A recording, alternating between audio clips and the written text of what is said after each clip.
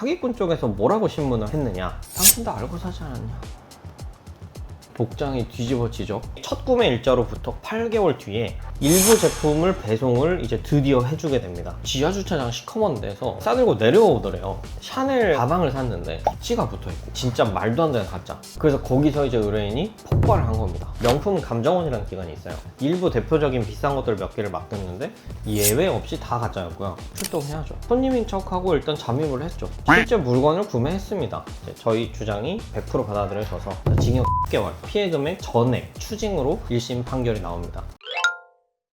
안녕하세요, 서초 변호사 하종원입니다. 자, 오늘은 약 1년 가까이 짝퉁 명품을 진짜 명품이라고 사기를 쳐서 1억 가까이 팔아놓고 도망다니다가 형사 고소하고 법정 이자, 변호사 비용, 전체 피해 금액까지 전부 다 받아냈던 사건에 대해서 한번 말씀드려보고자 하는데요. 사실상 이 사건은 피해자로서 대응을 할 수 있는 정석들이 곳곳에 포진되어 있는 그런 사건이에요. 사기 피해를 언제 당할지 모르는 거거든요. 이 영상 끝까지 보시면 많은 도움이 되실 거라고 생각합니다. 사건 내용이 재밌던데 좀 알려줄 수 있나요? 상담 단계부터 사실 좀 도파민이 터지는 사건이었어요.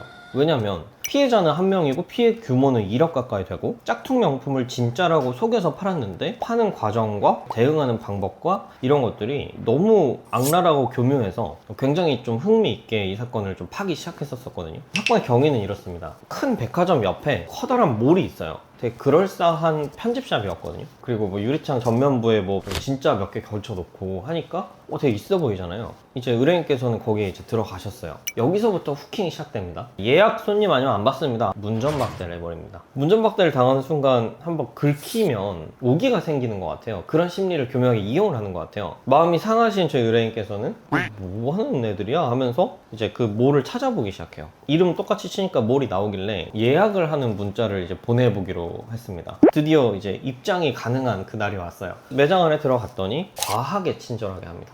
다 맞춰드리겠다. 사이즈 뭐 이런 거 수선비 안 받겠다. 여기서 결정적으로 이제 한 방에 훅 가게 만드는 멘트. 백화점에서 1000만원에 파는 거를 300만원, 350만원에 팔 수 있다. 백화점은 유통마진이 60%가 붙기 때문에 마진을 다 주고 사는 게 1000만원인 거다. 우리 편집샵은 마진을 20%밖에 안 붙이기 때문에 350만원에 팔 수 있다. 가격 차이가 많이 나는데 이게 어떻게 진짜지? 라고 의문이 들 수 있어요. 거기에 대한 답변도 준비가 돼 있어요. 정로스라는 개념을 얘기해요. 정로스라는 거는 공장에서 다 통과되는 품질로 제작이 되는 건 아니에요.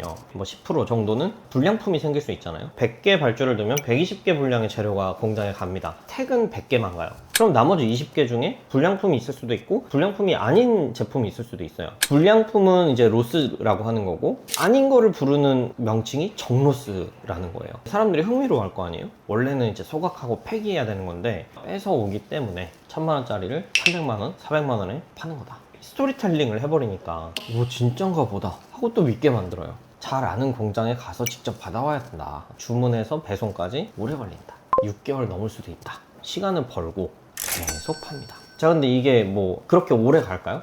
제품이 언제 오냐 한계를 보이기 시작하니까 첫 구매 일자로부터 8개월 뒤에 일부 제품을 배송을 이제 드디어 해주게 됩니다. 지하주차장 시커먼 데서 싸들고 내려오더래요. 차 트렁크랑 뒤에 막 이렇게 막 물건을 실어주더래요. 집에 가서 보시라고. 바쁘니까 지금. 집에 갖고 이제 의뢰인은 오셨는데 샤넬 가방을 샀는데 굿즈가 붙어있고, 진짜 말도 안 되는 가짜. 그래서 거기서 이제 의뢰인이 폭발을 한 겁니다. 젊은 친구 그래도 열심히 사는 거 믿고 맡겼는데 어떻게 이렇게 나한테 사기를 칠 수 있냐, 이렇게 클레임을 하기 시작합니다. 바로 깍듯하게 사과를 해요. 다음 주까지 갚겠다. 그 다음 주가 한 3개월이 지나도 계속 다음 주예요. 그러다가 연락이 두절이 됐습니다. 계속 또 그 번호로 전화를 하죠. 속이 타니까 또 여자가 받아요. 그 매장에서 같이 있던 공범인 거예요. 아 지금 사장님 지금 암 걸려서 병원에 입원해 있다. 멀쩡한 사람이 갑자기 암에 걸렸다고 합니다. 자, 진짜일 수도 있으니까 그러면 어떻게 할 거냐 이거. 상식적으로 1000만원짜리를 300만원, 400만원에 사가놓고 다 진짜일 거라 생각한 거냐. 뉘앙스를 바꿔버립니다. 아니 당연히 정품인 줄 알았죠. 60% 마진 안 보고 20%이기 때문에 싸다면서요. 아니 그걸 믿었냐. 갖고 가신 것들 중에 진짜가 있을 수도 있고 가짜가 있을 수도 있고, 갑자기 무슨 의뢰인도 내가 잘못 기억한 건가? 근데 마침 이분은 40년 가까이 사업을 크게 해오셨던 분이라 녹취록이 다 있었던 겁니다. 그 상황에서 저희 사무실에 오신 거예요. 다 녹취록을 받아서 한 장 한 장 다 검토하고 진짜가 아닌 게 섞여 있을 수 있다라고 혹시라도 고지를 했으면, 그럼 의뢰인도 알고 구매한 거니까 이건 또 사기가 물타기가 된단 말이에요. 의뢰인은 잘못한 게 없었습니다. 정품인 줄 알고 산 게 맞았고요. 그 수백 개 녹취록 중에 7, 80개 정도 추려가지고 사건을 재구성하고 저희 사무실로 일단 증거품 보내줘야 되니까 58종이었거든요, 배송된 옷이. 변호사님 가지세요 이러면서 보낸 거예요. 사무실에 보관하고 있으면서 사진 다 찍고 어디 부분이 가짜인지, 얼마에 샀고, 결제 방법은 뭐고, 카톡에서 뭐라고 얘기를 하면서 샀는지, 이런 것들을 저희가 다 디테일하게 정리를 합니다. 정리를 해본 결과 거의 한 1억 원어치 중에서 배송이 온 게 한 20, 30%밖에 안 됐고, 그런 것들을 다 몰아서 일단 고소장을 먼저 접수를 했습니다. 남자 사장님, 같이 근무하던 여자 직원분 고소를 했는데, 그 여성분은 나는 그 사업자 이름만 빌려준 거다. 그래서 이분은 빠집니다.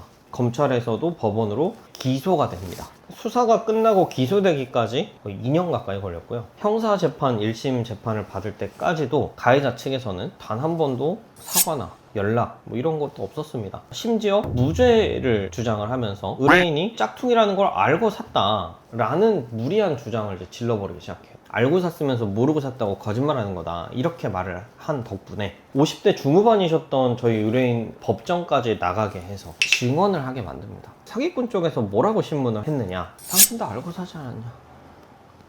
복장이 뒤집어지죠. 그 법정에서도 정로스의 개념을 들고 나온 겁니다. 택은 없지만 정품이 있고 이걸 알고 샀다, 그리고 자기가 준 게 다 정품이다. 물론 가품도 일부 있지만 무리한 주장을 하셨던 걸로 기억해요. 가품이란 증거가 다 있었습니다. 명품 감정원이라는 기관이 있어요. 일부 대표적인 비싼 것들 몇 개를 맡겼는데 예외 없이 다 가짜였고요. 그래서 1심 판결 결과 하나도 받아들여지지 않았고, 저희 주장이 100% 받아들여져서 징역 10개월, 피해 금액 전액 추징으로 1심 판결이 나옵니다. 피고인 측에서는 받아들이지 못한다라고 해서 항소를 했죠. 이제 민사 들어가야죠. 남성분, 여성분 두 명에 대해서 전체 피해 금액 배상하라라고 소장을 접수를 했고, 이제 남자분은 답변을 안 해요. 여성분은 자기는 이름만 빌려줬기 때문에 책임이 없다. 형사는 그럴 수 있어도 민사에서는 명의를 빌려간 사람이 나쁜 짓을 하고 사기를 치고 다니면 그걸 책임을 져야 돼요. 또 두 번째 포인트가, 나는 실제로 출근도 안 하고 있고 영업도 안 한다, 그렇게 말씀을 해주셨길래 이제 의뢰인분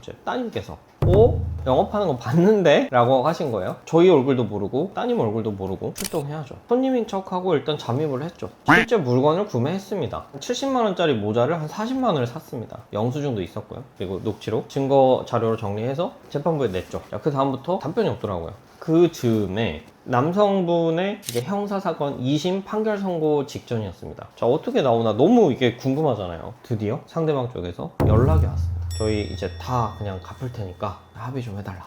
거의 3년이 돼가던 시점이었거든요. 사건을 처음 시작한 때로부터. 피해본 원금, 진 사람이 이긴 사람한테 물어줘야 될 변호사 비용, 각종 소송 비용 다 합해서 1억가량 되는 전체 피해 금액을 한 방에 회수하신 그런 사건이었습니다. 자, 오늘 말씀드렸던 사건과 같이 모든 증거 확보부터 거짓말 잡아내는 절차, 현장에서 또 증거가 확보되는 것들까지 이런 사건만 있으면 얼마나 좋겠습니까? 여러분들께서 이미 겪으셨거나 혹시라도 겪게 될 수 있는 사건에서는 필요한 요소들 중에 최소 1개, 2개 이상이 빠져있을 가능성이 높아요. 명심하셔야 될 것은, 첫 번째, 싸고 좋은 건 없다. 그리고 싸고 좋은 게 만약에 내 앞에 있어요. 이게 나한테 왜 왔을까 생각해 보시면 좋을 것 같고요. 이 싸고 좋은 게 우연히 진짜로 내 앞에 올 수도 있잖아요. 그러면 이게 진짜 좋은 게 맞는지 스스로 혼자서 판단하기보다는 제3자의 크로스 체크가 좀 반드시 필요하다. 그래서 이 사건에서도 처음에 따님이라든지 친구분이라든지 뭔가 좀 이상한데 했을 수도 있단 말이죠. 이미 내가 근데 당한 것 같다, 바로 티내지 마세요. 절대 180도 돌변합니다. 진짜 기가 막히게 교묘하거든요. 더 적극적으로 완전히 속았다라는 티를 내주세요. 속았다라는 연기를 하면서 확보하셔야 할 게 뭐예요?